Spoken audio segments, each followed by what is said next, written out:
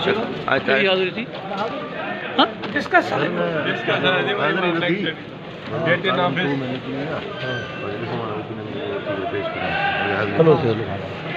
सही तव्हांजी वॾी महिरबानी। चालान पेश कयो उनमें लिखियईं त जेको अहमद खान सिलरे ऐं अब्दुल शकूर लाखे जे ख़िलाफ़ का अहिड़ी एविडेंस न आई आहे जंहिंजे करे असां उन्हनि खे चालान कयूं। उहे जेके डिक्लेयर इनोसेंट थिया आहिनि। मां तव्हांखे पहिरीं बि ॿुधायो त ड्यूरिंग इन्वेस्टिगेशन उन्हनि जेकी मोबाइल फ़ोन अब्दुल शकूर लाखे जो मोकिलियो हो फॉरेंसिक जे लाइ, उन मां बि का अहिड़ी शइ न मिली आहे जंहिंमां साबित थिए त अब्दुल शकूर लाखे at the time of incident का बच ॾिनी हुजे, का चुट ॾिनी हुजे। ऐं उनखां पोइ जेकी CDR आहे उहा बि साइलेंट आहे। ऐं उनखां पोइ तव्हांखे इहो पहिरें बि असां ॿुधायोसीं त हिन में जेके ॿ माण्हू ॾेखारियल आहिनि खबड़ू ऐं हिकिड़ो ॿियो जमालुद्दीन, उहे ऑलरेडी इहे 2014-2010 में फोत थियल आहिनि। ऐं उनखां पोइ जेके 2 ॼणा आया आहियूं, ख़ालिद हुसैन सीलरो ऐं हिकिड़ो सदीक पुटु राजू, इहे जेके आहिनि ॿई सीलरा कोन्हनि, हिकिड़ो ॿई इहे गुनिया आहिनि ज़ात जा।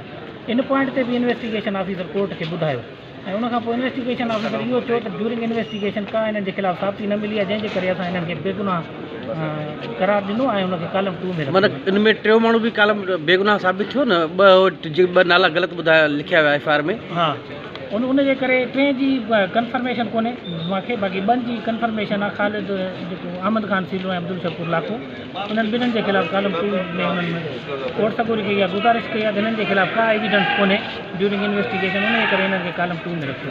ऐं हाणे कोर्ट सगोरी इहो सरकारी वकील साहिबु रायो पूछे थी इन बाबति, उनजे करे तारीख़ न थी आहे।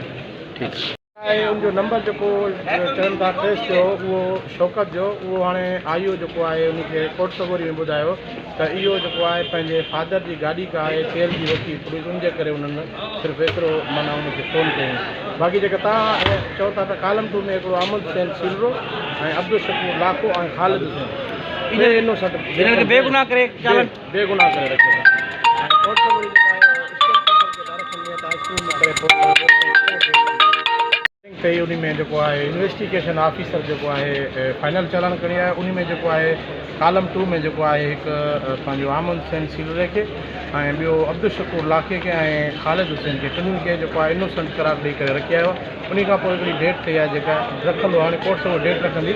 उन में सरकारी वकील खे कोर्ट सभु डायरेक्शन ॾिनी, तव्हां स्क्रूटनी कयो ऐं चालान कहिड़े हिसाब सां कॉलम 2 में रखियो अथनि। फ़िलहाल इहा जेका आहे पोजीशन। कहिड़े माण्हू मेट्रो हुयो जेको पंजाब CDR छको